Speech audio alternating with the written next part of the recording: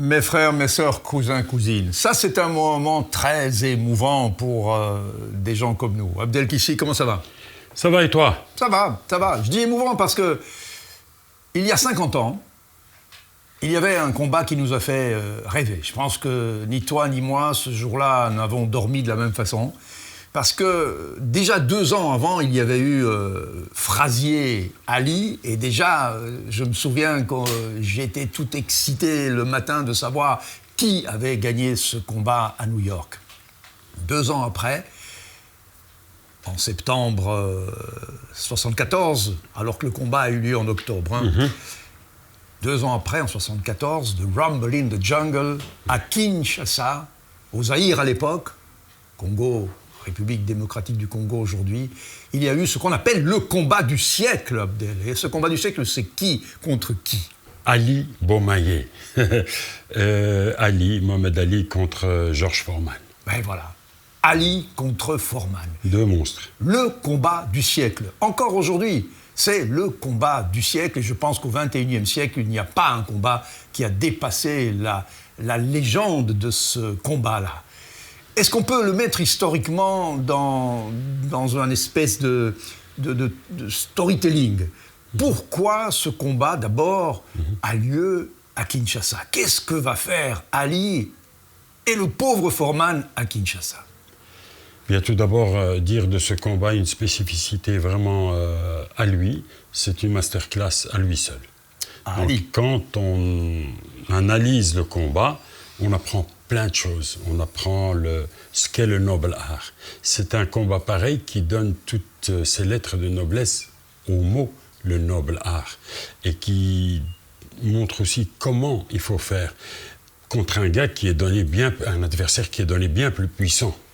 Tu vois, tout le monde voyait Foreman gagner, qui venait de détruire Frazier, détruire Norton, les 2 monstres de l'époque qui ont battu Ali, qui ont été aussi battus par Ali, mais qui quand même ont fait les 15 rounds, mais qui ont été complètement détruits, inexistants face à Foreman. Moi, je me souviens d'un Frazier que Foreman soulevait carrément du sol avec ses uppercuts. Oui, mais c'est pas une image, hein, c'est vraiment... Non, il l'a soulevé. Il l'a soulevé du sol. Il avait une force de frappe terrible, il a été plusieurs fois au sol.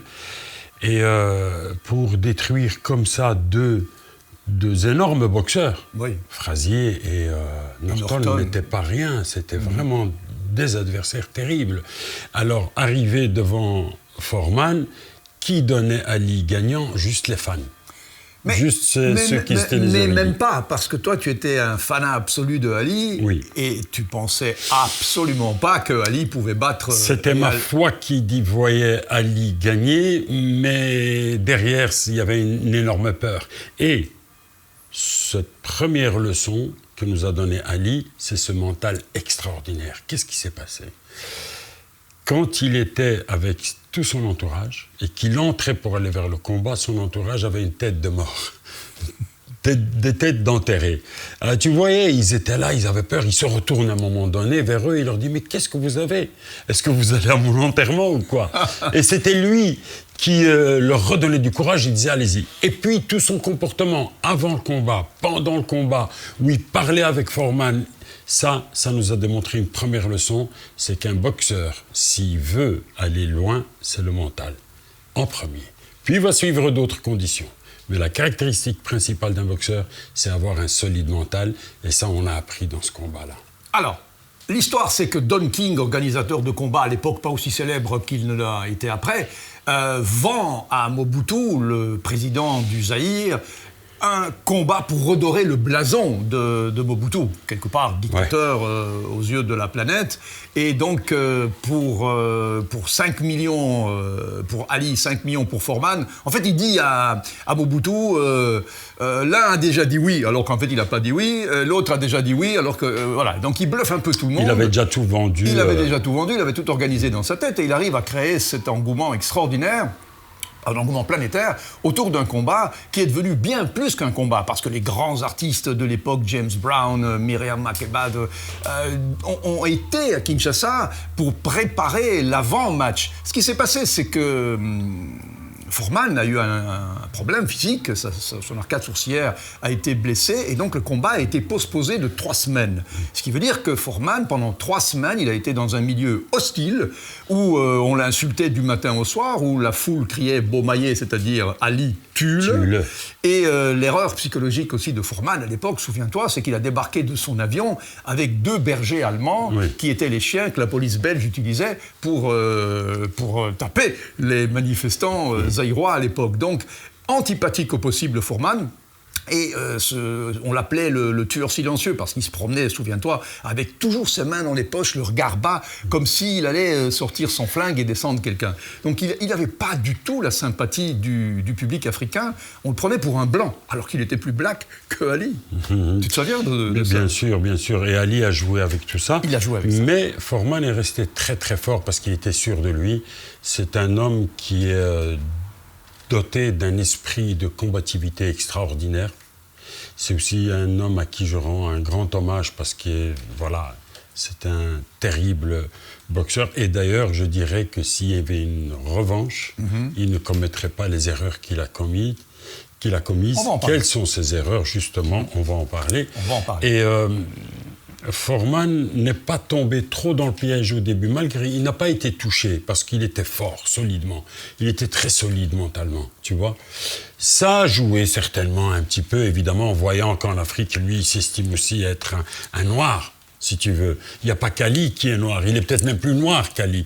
Mais Ali apparaissait vraiment le guide. Le défenseur de l'Afrique. Voilà, évidemment. Exactement. Avec tous ses antécédents, évidemment. Et cette fameuse phrase pour le Vietnam, quand il a dit « Je ne vois pas pourquoi moi, un noir, irait tuer des jaunes pour le compte des blancs. » Exact. Donc là, voilà. Et on lui avait enlevé son titre olympique, et pendant quelques années, Ali n'a pas pu boxer. Et donc, quelque part, sa légende était déjà écrite, et l'amour du public était à 100% pour lui, sans aucune discussion.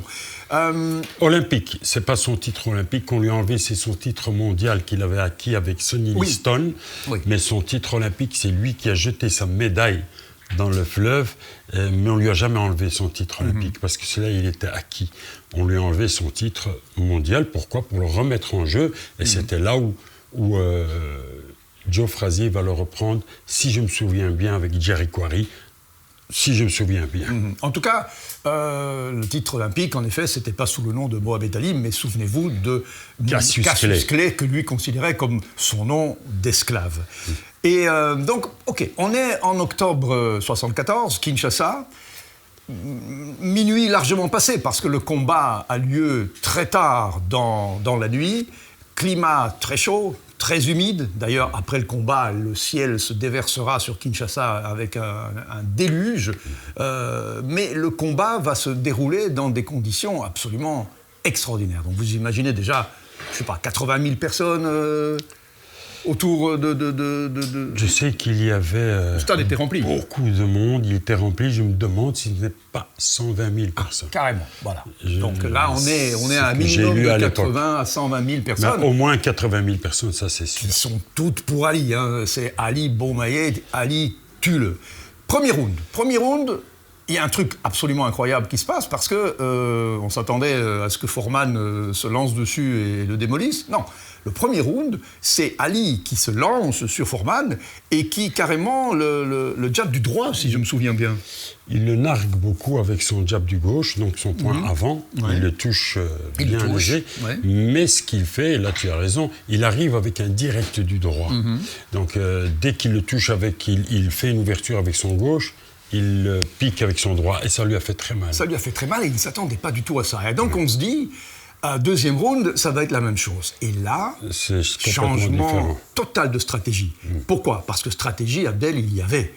C'est-à-dire que Ali savait parfaitement qu'il n'allait pas combattre en dansant, en faisant ce qu'il faisait d'habitude. Non.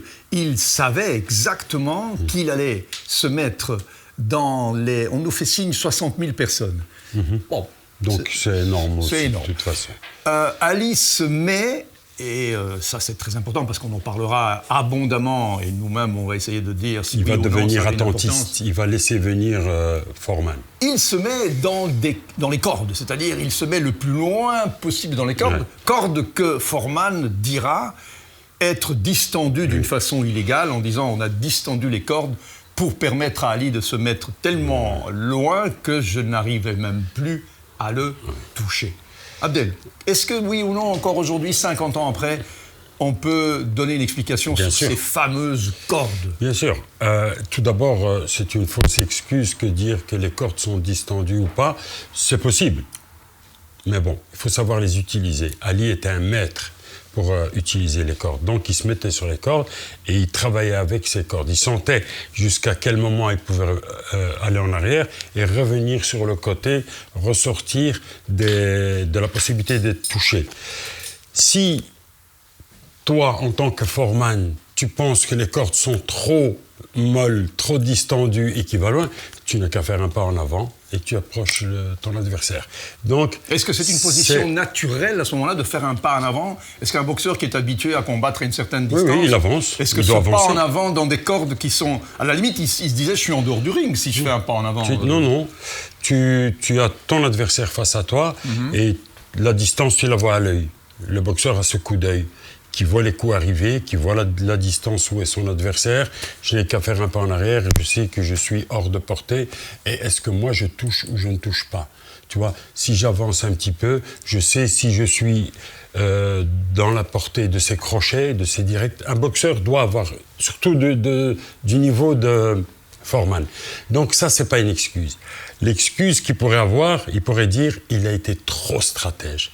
Un des invectives. T'as des insultes, mais tu frappes comme ma grand-mère. Est-ce que tu arrives à frapper mieux que ça, Georges? Vas-y, Georges, qu'est-ce que tu fais? C'est pas bon, regarde comment il lui faire. parle tout le temps, il lui hein, parle. il lui parle tout le temps. Et voilà comment tu dois faire. Et il le pique. Et quand il touche, il lui dit, voilà, c'est comme ça. Puis il revient. Et là, il va... Et qu'est-ce qui se passe avec Foreman? Il perd tout doucement le contrôle. Maintenant, Et si tu perds le contrôle, tu es à la merci de ton adversaire.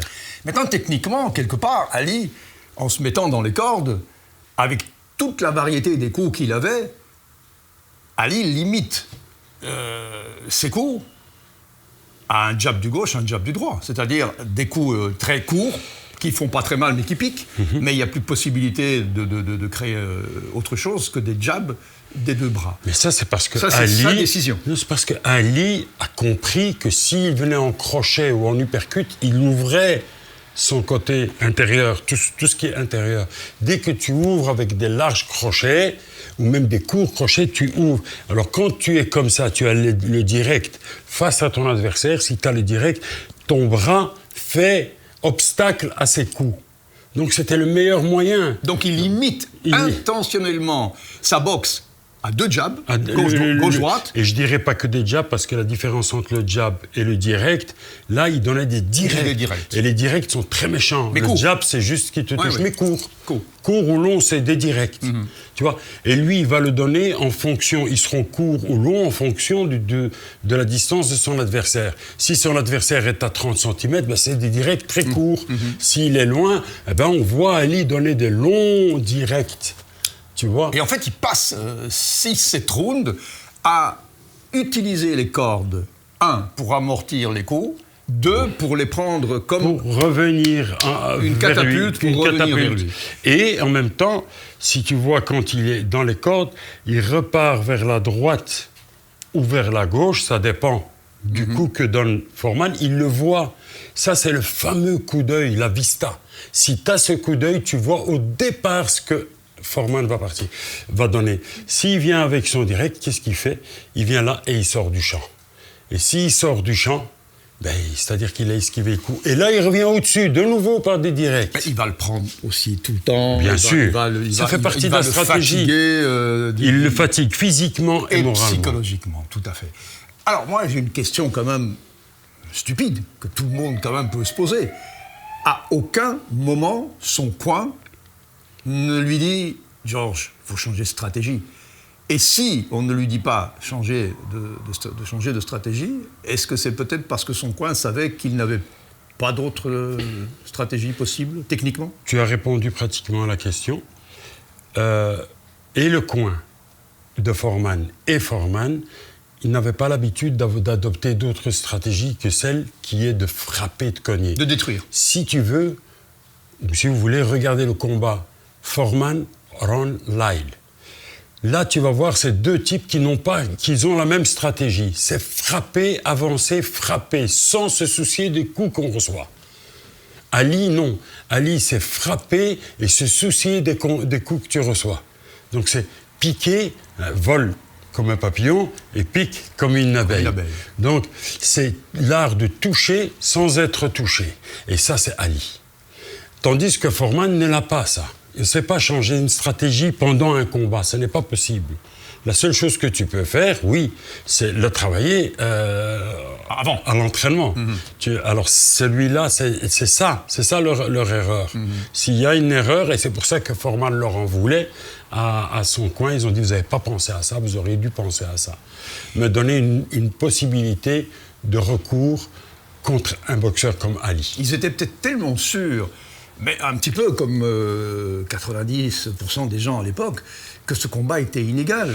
Tellement sûr de la puissance inimaginable, hein, parce qu'il faut vraiment se rendre compte de ce qu'était George Foreman à 25 ans. C'est inimaginable. Bien sûr. Et je pense que jamais personne n'a pensé que ce combat allait dépasser 2 rounds, 3 rounds. Et ça, c'est une leçon encore de cette fameuse masterclass, c'est ne jamais croire que tout est acquis en boxe. Jamais.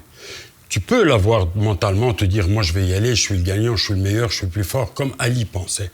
Mais tout en adoptant les stratégies qu'il fallait. Pourquoi Ali, qui boxait complètement différemment avec les autres boxeurs, a complètement changé sa façon de boxer? Justement parce qu'il a respecté Foreman. C'est pas un gars avec qui je dois boxer de cette manière-là. C'est un gars avec qui je dois boxer dans cette manière-là. Parce que c'est ma seule chance de gagner. Est-ce que tu penses qu'Ali avait discuté de ça avec son coin? Ou est-ce que Ali a même surpris son coin? Non, moi je ne sais pas. Ça, je ne sais pas te dire. À mon avis, oui. Parce qu'il avait Angelo Dundee et Bundini qui étaient des gens toujours autour de lui, avec lui. Et je crois qu'ils ont dû en discuter. Mais à mon avis, le maître à penser, c'est Ali lui-même. Parce qu'on l'a vu contre Sonny Liston en 62, si je me souviens bien. Voilà. Sonny Liston.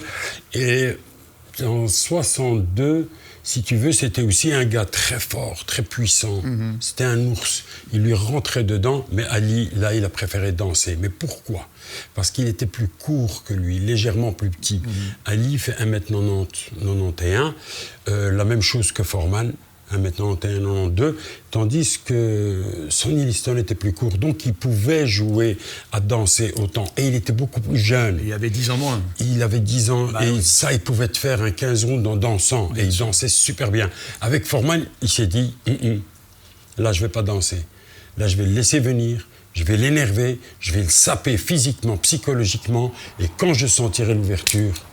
Et c'est ce qui s'est passé. Au 8e round, c'est ce qui se passe. Et là, vraiment, il sort de ses cordes.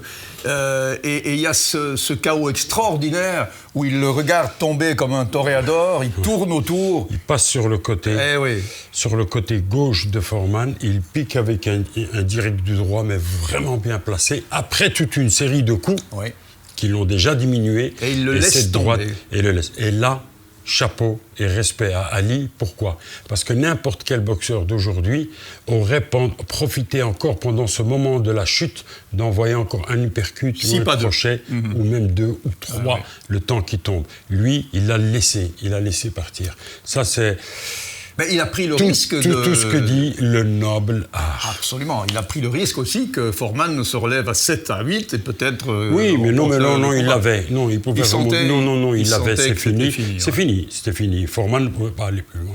Foreman ne pouvait pas aller plus loin et Foreman va faire une longue traversée du désert puisqu'on est en 74, en 74 et Foreman va sortir complètement des radars, dégoûté par ce combat, meurtri, blessé, mortellement blessé et va revenir d'une façon miraculeuse dans un combat extraordinaire en 94 face à Michael Moorer, KO au 10e round, un vrai combat contre un gamin et lui avait 46 ans. Il redevient champion du monde à 46 ans. Un Foreman plus pâle, plus clair, qui était devenu pasteur, très croyant, extrêmement charismatique et qui était alors à ce moment-là aimé comme Ali l'était 20 ans avant. Tout le monde aimait à ce moment-là Foreman.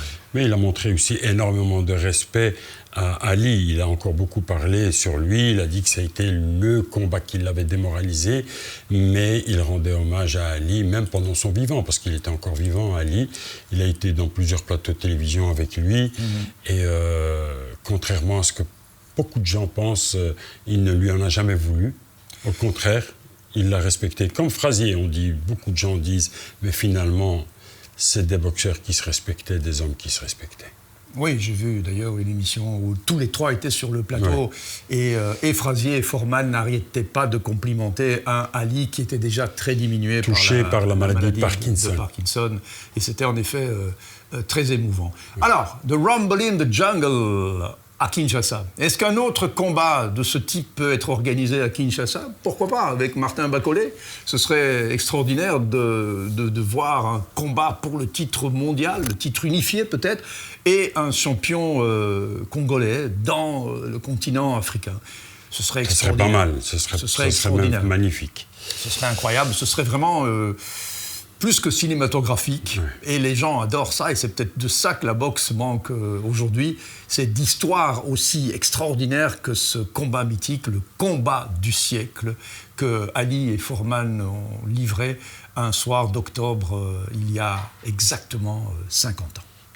Abdel, je sais que tu étais ému à cette époque-là. Ben oui, je sais qu'aujourd'hui encore, quand tu regardes ce combat... J'avais 14 ans quand je me suis levé la nuit avec mon père et c'était formidable. C'est ça qui t'a donné l'envie de boxer? Mais j'avais commencé déjà la boxe 1 an auparavant, à l'âge de 13 ans, mais évidemment, c'était toujours Ali, c'était Ali Frazier qui m'avait lancé. C'était le premier Ali Frazier. Et puis, celui-là a confirmé et j'ai fait la boxe, j'ai pratiqué la boxe pendant une petite dizaine d'années. Mais je sais, tu étais un grand champion. Grand champion, non. J'ai eu des titres. Mais tu as combattu de grands champions aussi. Oui. Et tu n'as jamais été mis KO. Non. Donc voilà. Et puis aussi, si vous aimez le cinéma, Attila, dans les films de Jean-Claude Van Damme. Et le Mongol, dans le grand tournoi. Et le Mongol, dans le grand tournoi, avec le mythique James Bond. Avec Roger Moore. Roger Moore. Donc voilà, on s'amuse bien avec vous, mes frères, mes sœurs, cousins, cousines. On se retrouve le plus vite possible. Pour une nouvelle histoire de boxe. J'espère que tu en as d'autres dans ton sac. Dans ma tête, j'ai plein. Plein. Bien sûr. OK. À très vite. Bientôt. Salut.